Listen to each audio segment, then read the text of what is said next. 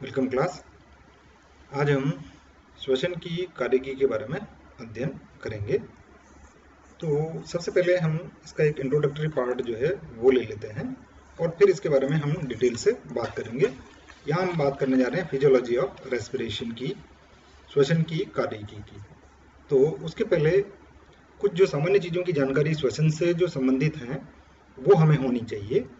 वो क्या क्या चीज़ें हैं कि बचपन से छोटी क्लासेज में आप पढ़ते आ रहे हैं कि सजीवों के लक्षण बताइए, तो उसमें एक लक्षण हम बताते थे कि श्वसन जो है वो सजीव का मुख्य लक्षण होता है। ठीक है, अब क्यों होता है, श्वसन की क्या आवश्यकता है सजीवों को? क्योंकि प्रत्येक कार्य को करने के लिए हमें किसकी आवश्यकता होती है? ऊर्जा की आवश्यकता होती है। और ये ऊर्जा कहाँ से मिलती है हमें? ये ऊर्जा हमारे को भोजन के दहन से, यानी कि कंबशन ऑफ फूड, इससे मिलेगी। अब इस क्रिया में होगा क्या? भोजन का जब दहन होता है तो ऑक्सीजन की आवश्यकता होगी और उससे बनेगा क्या? कार्बन डाइऑक्साइड बनेगा। और इस पूरी क्रिया में ऊर्जा जो निकलेगी वो स्टोर कर ली जाती है एटीपी के रूप में। तो ये जो क्रिया है जिसमें कि हम ऑक्सीजन और कार्बन डाइऑक्साइड का वायुमंडल से आदान प्रदान कर रहे हैं, ये क्रिया मुख्य रूप से मोटे मोटे रूप में इसको श्वसन कह दिया जाता है। ठीक है, तो अगर हम इन प्रोसेसेस की बात करें तो अब आप सोचिए कि ऑक्सीजन हमें शरीर के अंदर लेनी पड़ेगी, कार्बन डाइऑक्साइड बाहर निकालनी पड़ेगी। तो ये तो हो गया एक फिजिकल प्रोसेस, एक भौतिक क्रिया हो गई जिसमें कि फिजिकल फोर्सेज के द्वारा हम हवा को अपने शरीर के अंदर ले रहे हैं और हवा को बाहर निकाल रहे हैं। अभी भूल जाइए कि हवा से हम क्या ले रहे हैं और हवा जो हम बाहर निकाल रहे हैं उसमें क्या है। जब हम बात करते हैं कि हवा से हम ऑक्सीजन लेते हैं, केवल हमारे नाक में कोई ऐसा फिल्टर थोड़ी लगा है कि हम उससे ऑक्सीजन ले लेंगे केवल, है ना। और जब हम कहते हैं कि कार्बन डाइऑक्साइड बाहर निकालते हैं तो क्या ऑक्सीजन के अलावा दूसरी जो गैसें थी वो सब हमने एब्जॉर्ब कर ली है? लेकिन हम बात किसके रेफरेंस में कर रहे हैं? यहाँ हम बात कर रहे हैं श्वसन के संदर्भ में, रेस्पिरेशन के संदर्भ में। तो उस हवा का जो मिक्सचर है, गैसों का जो मिक्सचर है, उसमें से हमने क्या किया है? ऑक्सीजन को ले लिया। ऑक्सीजन को ले लिया कहने से मतलब हमारा ये नहीं है, इस चैप्टर को जब आप पढ़ेंगे तो आपके सारे कंसेप्ट क्लियर हो जाएंगे। जब हम इस चैप्टर को पूरा पढ़ लेंगे तो ये सारे कंसेप्ट आपके क्लियर हो जाएंगे कि जितनी ऑक्सीजन हवा के साथ में अंदर आ रही है उतना पूरी ऑक्सीजन हम नहीं ले सकते हैं। ठीक है, और ऐसा नहीं है कि जितनी कार्बन डाइऑक्साइड हमारे शरीर में है वो हम एक ही बार में हवा के साथ में बाहर निकाल देंगे। लेकिन ये बात सही है कि वो जो हवा अंदर आ रही है उससे हम ऑक्सीजन ले रहे हैं और उसमें कुछ कार्बन डाइऑक्साइड हम ऐड कर रहे हैं। तो इस तरह से ये जो पूरा प्रोसेस है इसको हम कह सकते हैं कि ये एक फिजिको बायोकेमिकल प्रोसेस है। फिजिकल प्रोसेस कैसे हो गया बताया मैंने कि इनका आदान प्रदान हम कर रहे हैं। और ये जो एटीपी जनरेट हो रही है ये आपका एक बायोकेमिकल रिएक्शंस, एक सेट ऑफ बायोकेमिकल रिएक्शंस होती है। आपने पहले पढ़ा है इसके बारे में, फर्स्ट ईयर में पढ़ा होगा आपने रेस्पिरेशन, जिसमें आपने ग्लाइकोलाइसिस, क्रेब्स साइकिल वगैरह पढ़े हुए हैं आपने। ठीक है, तो सबसे पहले हम इसकी बात करते हैं कि हमें कैसे पता चला या हमें किस प्रकार से बताया गया। तो सबसे पहले 1600 में रॉबर्ट बॉयल्स और रॉबर्ट हुक का नाम तो सुना है ना आप सब लोगों ने? क्या किया था इन्होंने? कोशिका के संबंध में क्या किया था? रॉबर्ट हुक और रॉबर्ट ब्राउन, कोशिका और केंद्र की खोज, लास्ट ईयर आप पढ़ चुके हैं इसके बारे में। इन्होंने सबसे पहले हमारे को श्वसन का सही अर्थ जो है वो बताया। दो और साइंटिस्ट जो हैं, लेवोजियर और कार्टर, इन्होंने इस श्वसन की क्रिया में ऑक्सीजन का क्या इंपॉर्टेंस होता है ये बात हमारे को बताई। एक बेल जार वाला एक्सपेरिमेंट आपने लोअर क्लासेज में पढ़ा होगा, एनसीईआरटी से अगर आपने पढ़ा है तो, या जैसे हो सकता है आरबीएससी में भी उनमें आया होगा कि वो चूहे को अगर उसके अंदर बंद करके रखते हैं, है ना, तो वो बेचैन होने लग जाता है थोड़ी देर बाद में ऑक्सीजन की कमी की वजह से। हाँ, ये बेल जार का एक एक्सपेरिमेंट इनसे उन्होंने किया था।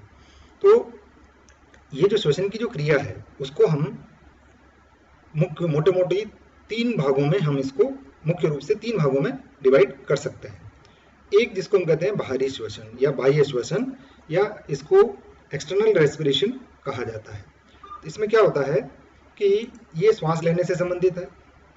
और जो ध्यान रखने वाली चीज है वो ये है कि हमारे में सब में एक रेस्पिरेटरी सरफेस होती है। जब भी गैसों का आदान प्रदान होता है तो वो इस सतह से होता है। और ये सतह कौन से ऑर्गन्स में हो सकती है? स्किन हो सकती है, गिल्स हो सकते हैं और लंग्स हो सकती है। ठीक है, तो इनके बारे में हम बाद में बात करेंगे। तो बाहरी श्वसन जो है मुख्यतः श्वास लेने की क्रिया, जिसको कि हम ब्रीदिंग कहते हैं, उससे संबंधित ये होता है। अब आप जानते हैं श्वास लेने की क्रिया को हम दो भागों के अंदर बांट सकते हैं, एक तो हवा को अंदर लेना, दूसरा बाहर निकालना। जब हम हवा को अंदर की ओर ले रहे हैं तो इसको निश्वसन कहा जाता है। निश्वसन या इंस्पिरेशन, हम इंस्पायर कर रहे हैं, शरीर के अंदर हम हवा को ले रहे हैं, तो इसको कहा जाता है कि इसमें हम ऑक्सीजन को ले रहे हैं। लेकिन केवल ऑक्सीजन ही नहीं ले रहे हैं, हम वायुमंडल में पाई जाने वाली समस्त गैसों का जो समूह है उसको हम अंदर ले रहे हैं। बाद वाली जो क्रिया होगी अंदर हमारे, उसमें हम उस हवा में से ऑक्सीजन का कुछ भाग रक्त के अंदर ले लेंगे, ऑक्सी हीमोग्लोबिन बन करके। हीमोग्लोबिन जो होता है उसमें, उससे ऑक्सी हीमोग्लोबिन बन जाएगा। ब्लड वाला जो कंपोजिशन हम पढ़ चुके हैं वहाँ बताया था आपको कि हीमोग्लोबिन जो है वो उसके अंदर होता है। ठीक है, दूसरा एक फिजिकल प्रोसेस और हो गया उच्छ्वसन या एक्सपायरेशन, इसको कहा जाता है। तो श्वसन अंग जो है हमारे, गिल्स हो सकते हैं, लंग्स हो सकते हैं या स्किन हो सकती है, इनसे शरीर को वापस बाहर निकाल दिया जाता है, वायु को बाहर निकाल दिया जाता है। इस वायु, निकलने वाली वायु में हम क्या करेंगे कि थोड़ा सा कार्बन डाइऑक्साइड उसमें ऐड जो है हम कर देंगे। ठीक है, दूसरा भाग हम इसमें डिवाइड कर सकते हैं इसको आंतरिक श्वसन, इंटरनल रेस्पिरेशन, या इसको हम ऊतकीय श्वसन भी कह सकते हैं। इस क्रिया में मुख्यतः क्या होगा कि अब हम कह सकते हैं कि जो ऑक्सीजन हमने उस वायुमंडल की वायु से ली है उसको हम वाहक के द्वारा ऊतकों तक पहुंचाते हैं, और ये वाहक हमारे में क्या होगा? हीमोग्लोबिन होता है, जो कि उस ऑक्सीजन के साथ जुड़ करके ऑक्सी हीमोग्लोबिन बनाएगा और उसको ऊतकों तक ले जाएगा। ठीक है, अब जब ये ऊतकों तक जाएगी, है ना, तो वहां पर तीसरा प्रोसेस होगा आपका, वो होगा कोशिकीय श्वसन या सेलुलर रेस्पिरेशन। और इसमें क्या होगा कि केमिकल रिएक्शंस होगी, जिसमें जैसे मैंने पहले बताया था कि जो भोजन का दहन होगा, इस क्रिया में क्या होगा? भोजन का दहन होगा। किसके द्वारा होगा? इन केमिकल रिएक्शंस के द्वारा, जिससे ऊर्जा की उत्पत्ति होगी। ठीक है, अब हमें ऑक्सीजन श्वसन को हम दो भागों में डिवाइड कर सकते हैं। एक होता है आपका ऑक्सीय श्वसन या एरोबिक रेस्पिरेशन, ये भी आप पहले पढ़ चुके हैं, इसलिए इसको ज़्यादा डिटेल में हम यहाँ पर नहीं ले रहे हैं, केवल मैं आपको रिमाइंड करवाता हूँ कि लास्ट ईयर हमने, फर्स्ट ईयर में आपने इन चीज़ों को पढ़ा है कि प्रोटोजोआ से लेकर के मैमल तक में अधिकांश जंतुओं में जो श्वसन है ये वायवीय श्वसन होता है, ऑक्सीय श्वसन इसको कहा जाता है। और इस क्रिया में क्या होगा कि जो ग्लूकोज है उसके साथ में ऑक्सीजन जुड़ेगी और 6 molecule of carbon dioxide plus 6 molecule of water और 38 एटीपी हमारे को पूरी प्रक्रिया से बन जाते हैं। एक दूसरा है आपका एनारोबिक रेस्पिरेशन, अवायवीय श्वसन। इसमें हमें ऑक्सीजन की आवश्यकता नहीं होती है, ये क्रिया ऑक्सीजन की अनुपस्थिति में होती है, लेकिन इसमें भी कार्बन डाइऑक्साइड का निष्कासन होगा। तो इसमें क्या होगा कि मुख्यतः दो जो फूड कंपोनेंट हैं जिनके बारे में हमने डाइजेशन में पढ़ा था, कार्बोहाइड्रेट और वसा, इनका इनकम्प्लीट कंबशन होता है और उससे कार्बन डाइऑक्साइड जो है वो बनती है। कौन कौन से जीवाणु, कौन कौन से प्राणियों में ये हो सकता है? बैक्टीरिया, यीस्ट और जो पैरासिटिक वर्म है जो कि हमारे शरीर के अंदर पाए जाते हैं, जैसे एस्केरिस हो गया, टीनिया सोलियम हो गया, इनमें एनारोबिक रेस्पिरेशन जो है वो पाया जाता है। अब हम बात करते हैं रेस्पिरेटरी ऑर्गन्स की, श्वसन अंग। तो जो लोअर इन्वर्टिब्रेट्स हैं, ये भी आपने फर्स्ट ईयर में पढ़े हैं, उनमें कोई विशेष श्वसन अंग जो है वो नहीं होता। जैसे प्रोटोजोआ की बात करें तो उसके शरीर की पूरी सतह जो है वो एक श्वसन सतह का काम करती है, विसरण के द्वारा ऑक्सीजन और कार्बन डाइऑक्साइड का आदान प्रदान वहां से कर दिया जाता है। तो वो क्या है? एक सेल है लेकिन वो उसकी पूरी बॉडी है, तो इसको हम बॉडी सरफेस कह सकते हैं। मल्टीसेलुलर में आए आप तो स्पंज, सीलेंट्रेट और हेलमेंस, इनमें गैसों का आदान प्रदान जो है वो शरीर की सामान्य सतह से हो जाता है।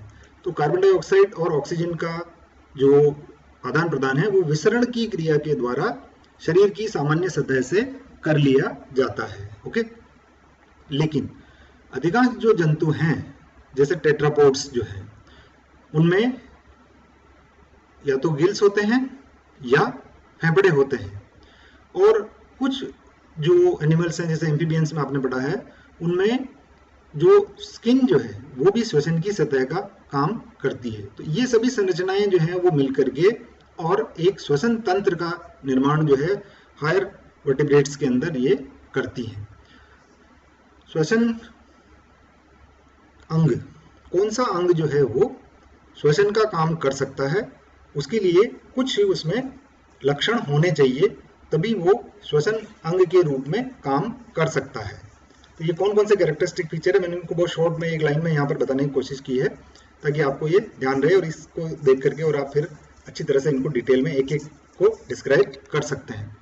जैसे पहला हमने लिखा थिन, यानी श्वसन जो सतह होती है वो पतली होती है, जिससे क्या होगा कि गैस का आदान प्रदान बहुत आसानी से हो सकता है। दूसरी चीज कि ये हमेशा मॉइस्ट रहती है, नम रहती है। जैसे हम एम्फीबिया की बात कर रहे थे, उसमें क्यूटेनियस रेस्पिरेशन होता है, तो जो उसकी जो त्वचा है वो हमेशा नम बनी रहेगी, जिससे कि आदान प्रदान में आसानी वहां पर होती है। हम हमारे में बात करें मनुष्य में, तो हमारा जो लंग है उसमें भी वो जो सरफेस है जहाँ पर कि आपका वायु और कोशिकाओं का कॉन्टेक्ट हो रहा है वो मॉइस्ट होगी, नम होगी, जिससे कि आसानी से विसरण इसका हो सके। नेक्स्ट जो बात करें हम इसमें कि उसका सरफेस एरिया यानी उसका क्षेत्रफल जो है वो बहुत बड़ा होता है। अभी मैं आपको लंग्स का स्ट्रक्चर बताऊंगा तो मैं आपको बताऊंगा कि बाहर से लंग जो है वो जितना छोटा दिख रहा है हमारे को, उसका जो सतह की अगर हम बात करें तो वो रेस्पिरेट जो आपका एल्वियोलस जो बनते हैं वायु कूपिकाएं, उनकी वजह से उसका क्षेत्रफल जो है वो कई गुना बढ़ जाता है। तो जितना ज़्यादा सरफेस एरिया होगा उतना ही ज़्यादा विसरण के लिए सतह हमें अवेलेबल होगी, और इसलिए गैस विनिमय में ये हमें सहायता करती है। और एक और इम्पोर्टेंट चीज़ वो है ब्लड सप्लाई। जितनी भी ऐसी सतह हैं जो कि श्वसन का काम करती हैं, उनमें रुधिर जो है वो बहुत अधिक सप्लाई आपको वहां पर मिलेगी, ठीक है। और एक निश्चित मार्ग जो है वो होता है जिससे कि हवा जो है वो वहां पर लाई जाए। और इसके अलावा जो ब्लड सिस्टम की हम जो बात कर रहे थे उसमें से ऑक्सीजन को और कार्बन डाइऑक्साइड को ट्रांसफर करने के लिए हमारे पास में, खास करके ऑक्सीजन की बात करें हम, तो एक पिगमेंट होता है श्वसन वर्णक जिसे कहा जाता है, रेस्पिरेटरी पिगमेंट। अलग अलग प्राणियों में ये अलग अलग हो सकता है, अलग अलग नाम जो हैं वो आप याद रखें थोड़ा सा, हीमोसाइनिन, हीमोइरिथ्रिन, ठीक है, और एक हीमोग्लोबिन। ये 3 नाम आप अच्छी तरह से याद रख लें इसको। अब हम आ जाते हैं जो विकसित जंतु में पाया जाता है वो है फेफड़े या फुफ्फुस, लंग्स। इसकी संरचना किस प्रकार की होती है, तो ये एक डायग्राम के थ्रू आप इसको समझ सकते हैं कि फेफड़े जो हैं वो शंकु की आकृति के होते हैं और स्पंजी होते हैं, जो कि हमारी थोरेसिक कैविटी जो है, ये देखिए अब यहाँ पर ये क्या है, रिब्स हैं, इनमें से घिरा हुआ अंदर की ओर ये थोरेसिक कैविटी, नीचे से डायफ्राम, और बाकी डायरेक्शन से ये बंद रहती है, किससे, आपका पसलियों के द्वारा घिरी हुई ये रहती है। तो इसमें थोरेसिक कैविटी में बीच वाला जो भाग जिसको मीडियास्टर्नम कहते हैं उसके दोनों ओर होते हैं। ये भाग मीडियास्टर्नम आ जाएगा, इसके इधर और इधर, लेफ्ट और राइट साइड में दोनों तरफ ये रहते हैं। तो जो मीडियास्टर्नम है उसमें क्या क्या चीजें होंगी, हार्ट होगा एक आपका, एक आपकी ईसोफेगस होगी जो कि देखिए आप इस ट्रेकिया के पीछे की ओर है, दूसरा ये ट्रेकिया, श्वास नली, यहाँ देखिए आप, ये बाहर की तरफ श्वास नली होती है, इसके पीछे ट्रेकिया होगी, और यहाँ पर हमारा दोनों तरफ लंग्स होंगे, और नीचे बीच में यहाँ पर हार्ट और लीवर वगैरह जो हैं वो यहाँ पर पाए जाते हैं। तो ये जो इन रचनाओं को जो है हम कहेंगे कि ये क्या है, एक प्लूरल कैविटी है। इसी तरह का एक आवरण जो है वो फुफ्फुस गुहा जो को भी रेखित करता है, जिसे पैराइटल प्लूर कहा जाता है।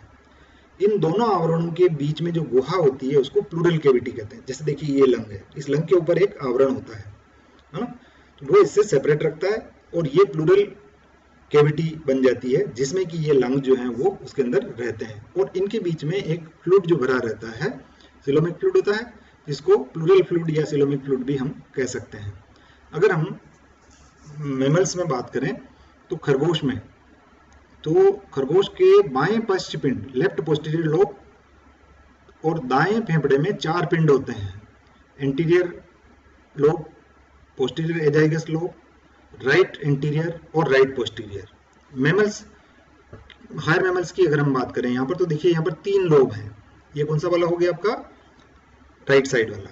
राइट साइड में 3 लोब हैं और लेफ्ट साइड में 2 ही लोब जो हैं वो पाए जाते हैं। मनुष्य की अगर हम बात करें तो बाएं फेफड़े में 2 पिंड होते हैं, ये बायां है इसका, इसमें अपर लोब और लोअर लोब, और जो दायां फेफड़ा है उसमें 3 होते हैं, एक को अपर लोब कहते हैं, ऊपरी पिंड, ये वाला भाग हो गया पूरा, और ये मिडिल लोब हो गया, मध्य पिंड, और एक ये निचला हो गया आपका लोअर लिम्ब।